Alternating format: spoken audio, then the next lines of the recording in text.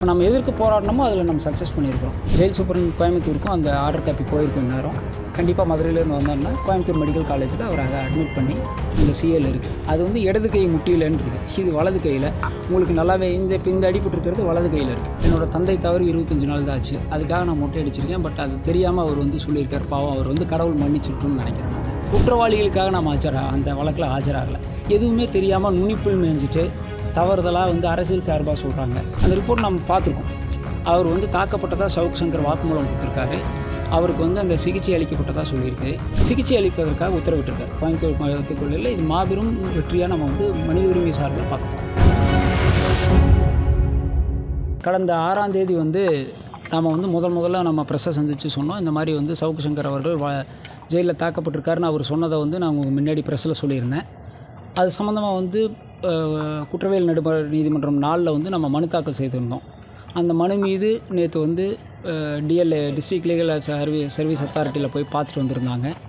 அவங்க report file பண்ணியிருந்தாங்க. அந்த ரிப்போர்ட்டை பேஸ் பண்ணி இன்றைக்கி உத்தரவு பகிரப்பட்டிருக்கு. அதில் அந்த மனு அனுமதிக்கப்பட்டு சவுக் சங்கர் அவர்களை வந்து கோயம்புத்தூர் மெடிக்கல் காலேஜில் வச்சு அவருடைய காயங்கள் குறித்து ஆய்வு செய்து அவருக்கான சிகிச்சை அளிக்கணும்னு சொல்லி கனம் நீதிபதி அவர்கள் உத்தரவு போட்டிருக்காரு. இன்றைக்கி சாயந்தரம் இப்போ இதுதான் உத்தரவு ஆகிருக்கு. அந்த காப்பீஸ் வந்து நாளைக்கு காலையில் நம்மளுக்கு கிடச்சிரும். அது வேறு பிரச்சனை. பட் உத்தரவாகி ஆன்லைன்லேயே போட்டாங்க. பெட்டிஷன் அளவு ஆயிடுச்சு. இப்போ அவருக்கு வந்து இப்போ நம்ம எதற்கு போராடினமோ அதில் நம்ம சக்ஸஸ் பண்ணியிருக்கிறோம். அவருக்கு ட்ரீட்மெண்ட் வேணும், ஹாஸ்பிட்டல் கூப்பிட்டு போய் ட்ரீட்மெண்ட் பண்ணணும்னு சொல்லி மனு போட்டணும். அது அனுமதிக்கப்பட்டிருக்கு. அவர் வந்து இன்றைக்கி மதுரையிலேருந்து வந்துட்டுருப்பாங்கன்னு நினைக்கிறேன். ஜெயில் சூப்பரண்டன்ட்டுக்கு மாவட்ட நீதிபதி மற்றும் மூத்த நீதிபதிகளுக்கெல்லாம் மேல் நீதிபதிகளுக்கெல்லாம் வந்து அந்த ஆர்டர் வந்து பகிரப்பட்டிருக்கு. ஜெயில் சூப்பரண்ட் கோயம்புத்தூருக்கும் அந்த ஆர்டர் காப்பி போயிருக்கும் இந்நேரம். கண்டிப்பாக மதுரையிலேருந்து வந்தோம்னா கோயம்புத்தூர் மெடிக்கல் காலேஜில் அவர் அதை அட்மிட் பண்ணி அவருடைய சவுக் சங்கர் அவர்கள் வந்து தன் கை வந்து சிறையில் தாக்குதலுக்கு உட்பட்ட கை வந்து ஃப்ராக்சர் ஆகிருக்குன்னு சொல்லிட்டு இருக்காரு. அதற்கான சிகிச்சையை எடுப்பதற்காக இந்த மனு அனுமதிக்கப்பட்டிருக்கு. ஏற்கனவே வந்து அவர் வந்து இங்கே உடல் பரிசோதனை பண்ணியிருந்தாங்க. அப்போ வந்து காயங்கள் இருக்குன்னு அவர் சொல்லியிருந்தார் விபத்தில். அதன் பின்பு வந்து நீங்கள் காவல்துறை வந்து அவர் உள்ளே வந்து தாக்கியிருக்காங்க அப்படின்னு சொல்லியிருக்கீங்க. இப்போ இதுக்கும் வந்து இல்லை, அதுதான் இப்போ நம்ம அந்த காப்பீஸ் எல்லாம் இன்றைக்கி எடுத்துட்டோம். என்னென்னா விபத்து நடந்தது, அதுக்கான மருத்துவ அறிக்கை தாராபுரத்தில் முதலுதவி செய்யப்பட்டு கோயம்புத்தூர் மெடிக்கல் காலேஜில் வந்து அவரை ரிமாண்ட் பண்ணுறதுக்கு முன்னாடி எந்தெந்த இடத்துல அடிபட்டிருக்குன்னு சொல்லியிருக்கேன். அதில் இடது கை முட்டியில் அடிபட்டிருக்குன்னு இருக்குது. சின்ன சிராப் காயங்கள் இருக்குதுன்னு சொல்லியிருக்கு. அந்த ஆர்டர் காப்பி நம்ம வாங்கியிருக்கோம். அந்த சிஎல் இருக்குது. அது வந்து இடது கை முட்டியிலன்னு இருக்குது. இது வலது கையில் உங்களுக்கு நல்லாவே இந்த அடிபட்டிருக்கிறது வலது கையில் இருக்குது. வலது கையில் தான் இப்போ ஆக்டிவேட் பண்ண முடியாமல் இருக்குது. இன்றைக்கி மதுரைக்கு போனப்போ பார்த்துருப்பீங்க. அவரெல்லாம் வந்து அந்த தொட்டியில் தொங்க விட்டுட்டு போன மாதிரி தான் கை தொங்க விட்டுட்டு போயிருப்பார். அந்த நம்ம பிரச்சனைன்னு சொல்கிறது கை வந்து வலது கை, ரைட் ஹேண்டில் தான் அவருக்கு அடிபட்டிருக்கு. இப்போது அதுக்கான மருத்துவ அடிக்கி தாக்கப்பட்டிருக்கிறதுனால அந்த கை வந்து இப்போது ஃப்ராக்சர் ஆகிருக்குன்னு தான் சவுக் சங்கர் திருப்பி சொல்லிகிட்டு இருக்கார். இது வரைக்கும் வீக்கம் குறையில. 3 நாளாக அவருக்கு எக்ஸ்ரேங்க கூட எடுக்கலன்னு நம்ம சொல்லிகிட்டு இருந்தோம். இன்றைக்கி நீதிபதி அவர்கள் உத்தரவு போட்டிருக்காங்க. அந்த உத்தரவு காப்பி ஜெயிலர் சூப்பரண்ட்டுக்கு போயிருக்கு. கண்டிப்பாக இந்த உத்தரவை மதித்து அவங்க வந்து கோயம்புத்தூர் மெடிக்கல் காலேஜில் வச்சு அவருக்கான சிகிச்சை கொடுப்பாங்கன்னு நம்ம நம்புகிறோம், உறுதியாக நம்புகிறோம். ஆனால் அதே போல் இந்த மாரிதாஸ் வந்து முடி வச்சா அதிமுக வழக்கறிஞர், மொட்டையடிச்சா சவுக்கு சங்கர் வழக்கறிஞர். அது ஆக்சுவலாக எனக்கு அந்த எல்லாருமே சொன்னாங்க, எங்கள் நண்பர்கள் எல்லாமே சொன்னாங்க. அவர் ஏதோ நான் வந்து அது மட்டும் இல்லை, இன்னொரு பெரிய விஷயம் கூட சொல்லியிருக்காங்க. அதுக்கு நம்ம கிளாரிஃபை பண்ணிடலாம். கண்டிப்பாக நம்ம ஒரு கட்சியில் சார்ந்து இருக்கிறது வந்து தவறு கிடையாது. அவர் வந்து இப்போ ஒரு சின்ன விஷயம், இப்போ குஜராத் போன்ற வட மாநிலங்களில் வந்து பெற்றோர்கள் தவறுனா வந்து கர்ம காரியங்களுக்கு மொட்டை அடிக்கிற பழக்கம்லாம் கிடையாது.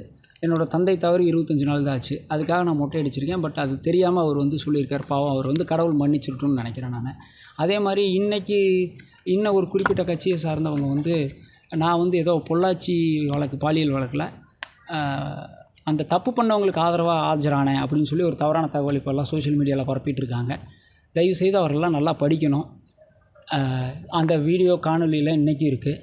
பொள்ளாச்சி வழக்கில் பாதிக்கப்பட்ட பெண்கள் சார்பாக நாம் ஆஜராகி கம்ப்ளைண்ட் கொடுத்து அவங்க கூட துணை நின்று அந்த குற்றவாளிகளை கைது செய்கிறதுக்கு தான் நாம் உதவி செஞ்சுருக்கோமே தவிர குற்றவாளிகளுக்காக நாம் அந்த வழக்கில் ஆஜராகலை. எதுவுமே தெரியாமல் நுனிப்புள் மேய்ஞ்சிட்டு தவறுதலாக வந்து அரசியல் சார்பாக சொல்கிறாங்க.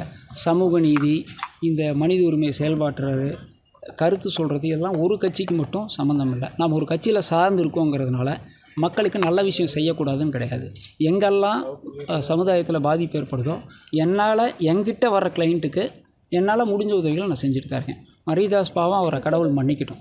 அதே போல் நேற்று சவுக்கு சங்கர் இங்கே ஆஜர்படுத்த வர சொல்லியிருந்து போலீஸ்காரங்க கூட்டிகிட்டு வரல, இன்றைக்கி மதுரைக்கு கூட்டிகிட்டு போனாங்க. என்ன இல்லை, அதுதான் நான் உங்களுக்கு நேற்றே ப்ரெஸ் மீட்டில் சொல்லியிருந்தேன். இங்கே கஸ்டடி பெட்டிஷனுக்கு வந்திருந்தாலும் இன்றைக்கி அவருக்கு பட்டிருந்த காயம் இதெல்லாம் வெளியே தெரிஞ்சிடும். அதை தவிர்க்கறதுக்காக தான் நேற்று கூட்டிகிட்டு வரலன்னு நாங்கள் நம்புகிறோம். இன்றைக்கி மதுரை கோர்ட்டிலிருந்து அவங்க வந்து பிடி வாரண்ட் கொடுத்ததுனால அவங்களுக்கு கூட்டிகிட்டு போகிற கட்டாயம் வந்திருக்கு. இன்றைக்கி மதுரை கோர்ட்டில் ஆஜராகி NTPS கோர்ட்டுன்னு சொல்லுவாங்க, அது வந்து கஞ்சா போதைப்பொருள் வழக்கு சம்மந்தப்பட்ட கோர்ட்டுங்கிறதுனால நீதிபதி முன்பு தனக்கு நேர்ந்த அனைத்து கொடுமைகளையும் சவுக்கு சங்கர் அவர்களே வாக்குமூலமாக சொல்லியிருக்காரு. இதிலிருந்து இப்போ 3 நாளாக அவருக்காக நம்ம ஜெயிலில் அவர் தாக்கப்பட்டிருக்காரு அப்படின்னு அவர் சொன்னதை நாம் வந்து ப்ரெஸ்ஸில் இவ்வளோ தூரம் சொல்லி போராடி அவருக்கு வந்து ட்ரீட்மெண்ட் பண்ணணும்னு நாம் சொன்ன விஷயம் உண்மைங்கிறது இன்றைக்கி மதுரை நீதிமன்றத்தில் அவரே நீதிபதி முன்னாடி வாக்குமூலம் கொடுத்துருக்காரு. அதே மாதிரி சென்னை உயர்நீதிமன்றத்தில் இன்றைக்கி அவங்க தாக்கல் செய்திருந்த ஆட்கொணர்வு மனுவிலையும் மதுரை நீதிமன்றத்தில் என்ன நடந்திருக்குதுங்கிறத கேட்டிருக்காங்க. கோவை சட்ட பணிகள் ஆணையக்குழு போய் போட்ட ரிப்போர்ட்டையும் கேட்டிருக்காங்க. அந்த ரிப்போர்ட் இவருக்கு அடிபட்டிருக்கு அப்படின்னு சொல்லியிருக்கிறதுனால தான் இன்றைக்கி வந்து நீதிபதி அந்த உத்தரவை பகிர்ந்திருப்பாங்கிறத கண்டிப்பாக நம்புகிறேன். விரிவான உத்தரவு காலையில் நம்மளுக்கு வந்து ஆன்லைன்லேயே கிடச்சிடும். காலையில் உங்களுக்கு எல்லாமே நைட்டும் கூட ஆன்லைனில் அப்லோட் பண்ணுறதுக்கான சான்சஸ் இருக்குது. கண்டிப்பாக அந்த ரிப்போர்ட்டில் நான் தான் நேற்றே சொன்னேன், அந்த ரிப்போர்ட் நம்ம கையில் கிடைக்கலையே தவிர அந்த ரிப்போர்ட் நம்ம பார்த்துருக்கோம். அவர் வந்து தாக்கப்பட்டதாக சவுக்கு சங்கர் வாக்குமூலம் கொடுத்துருக்காரு. அவருக்கு வந்து அந்த சிகிச்சை அளிக்கப்பட்டதாக சொல்லியிருக்கு. அதே போல் அந்த டாக்டர் வந்து ஜெயிலில் இருந்த டாக்டர் வந்து அதுக்கு நேரடியாக பதில் சொல்லலைன்னு அந்த ரிப்போர்ட்டில் இருக்குது. ஸோ அந்த ரிப்போர்ட்டெல்லாம் அனலைஸ் பண்ணி பேஸ் பண்ணிவிட்டு மறுபடியும் சொல்கிறேன், இந்த மக்கள் நம்புறது நீதிமன்றத்தையும் நீதித்துறையும் தான். இன்றைக்கி மாண்புமிகு நீதிபதி அவர்கள் குற்றவியல் நடுவர் நீதிமன்றம் எண் 4 அந்த மனுவை பரிசீலித்து மீண்டும் சவுக்கு சங்கருங்கிறதெல்லாம் தாண்டி ஒரு தனி மனிதனுக்கு அடிபட்டிருக்கு, அவருக்கான சிகிச்சை அளிப்பதற்காக உத்தரவிட்டிருக்கார். கோயம்புத்தூர் மருத்துவக் கல்லூரியில் இது மாபெரும் வெற்றியாக நம்ம வந்து மனித உரிமை சார்பில் பார்க்க போகிறோம். கடந்த முறையே வந்து தனியார் மருத்துவமனையில் சிகிச்சை வேணும்னு ஒரு கோரிக்கை இருந்துச்சு. இல்லை, நானுமே வச்சுருந்தோம். இந்த மனுவில் வந்து நாம் போட்டிருக்கிற மனுவில் கவர்மெண்ட் ஹாஸ்பிட்டல்லையோ இல்லை தனியார் மருத்துவமனை அதுக்கான கட்டணம் கூட அவங்களே செலுத்திக்கிறேன்னு அவங்க தாயார் தரப்புலேருந்து சொல்லியிருந்தாங்க. பட் இந்த மாதிரியான வழக்குகளில் கண்டிப்பாக கவர்மெண்ட் ஹாஸ்பிட்டலில் தான் அட்மிட் பண்ணுவாங்க. நாம் எல்லாத்தையும் சந்தேகப்பட்டோம்னா இந்த உலகத்தில் வாழவே முடியாது. கவர்மெண்ட் ஹாஸ்பிட்டலுங்கிறத இன்றைக்கும் ஏழைகள் வந்து நம்பி போகிற இடம் கவர்மெண்ட் ஹாஸ்பிட்டலாக தான் இருந்துகிட்ருக்கு. முடியாதவங்க கவர்மெண்ட் ஹாஸ்பிட்டல் தான் போகிறோம். கவர்மெண்ட் ஹாஸ்பிட்டல் டாக்டர்ஸாக நம்ம நம்புகிறோம். டாக்டர்ஸ் வந்து தெய்வத்துக்கு சமமானவர்கள். அவர்கள் இந்த விஷயத்தில் வந்து எந்த விதமான புற அழுத்தத்துக்கும் மயங்க மாட்டாங்க, இல்லை பயப்பட மாட்டாங்கன்னு நம்ம நம்புகிறோம். ஏன்னா இது வந்து ஆல்ரெடி வழக்கு உயர்நீதிமன்றத்தில் இருக்கிறதுனால கோயம்புத்தூர் கவர்மெண்ட் ஹாஸ்பிட்டலில் தவறு நடக்கிறதுக்கான வாய்ப்பு இல்லைன்னு நம்புகிறோம். அப்படி தவறு நடந்தால் மீண்டும் அதை தட்டி கேட்பதற்காகவும் அதை எதிர்த்து போராடுவதற்காகவும் உங்களுடைய துணையோடு நம்ம கண்டிப்பாக மறுபடியும் நீதிமன்றத்தை நாடுவோம். அதனால் எந்த இடத்துலையும் மருத்துவர்கள் தவறு செய்வதற்கான வாய்ப்பு இல்லைன்னு தான் நம்ம நம்புகிறோம். ஏன்னா அவங்க முன்னாடி போகிறது வந்து அது சவுக்கு சங்கரா கோபாலகிருஷ்ணன்லாம் பார்க்க மாட்டாங்க. அடிபட்டிருக்கு, அந்த உயிரை காப்பாற்றணும்னு நினைக்கிறது தான் ஒரு டாக்டரோட வேலை. இந்த காயங்கள் உண்மையாகவே ஃப்ராக்சரா, ஏன் அந்த மாதிரி வீங்கியிருக்கு, ஏன் அவர் கை செயல்படலை, ஏன் அவருக்கு அந்த கொப்பளங்கள் வந்திருக்கு, சூட்டு கொப்பளங்கள் மாதிரி, அது இன்ஃபெக்ஷனு, அவருக்கு சுகர் 240 இருக்குதுன்னு சொல்லியிருக்காரு. இதற்கான சிகிச்சை எல்லாமே கொடுத்தாலே அவருக்கு வந்து நல்ல விதமாக வந்தாருன்னா போதும். அதுக்கப்புறம் அவர் வழக்கு சந்தித்து அவர் நிரபராதினா விடுதலை ஆகட்டும். நீதிமன்றம் வந்து அவர் குற்றவாளின்னு சொல்லிச்சுன்னா அது தண்டனை அனுபவிக்கட்டும். இதுபோன்ற செய்திகளை மேலும் தெரிந்து கொள்ள எங்களது யூடியூப், ஃபேஸ்புக் மற்றும் ட்விட்டர் ஆப்களை சப்ஸ்கிரைப் செய்யவும்.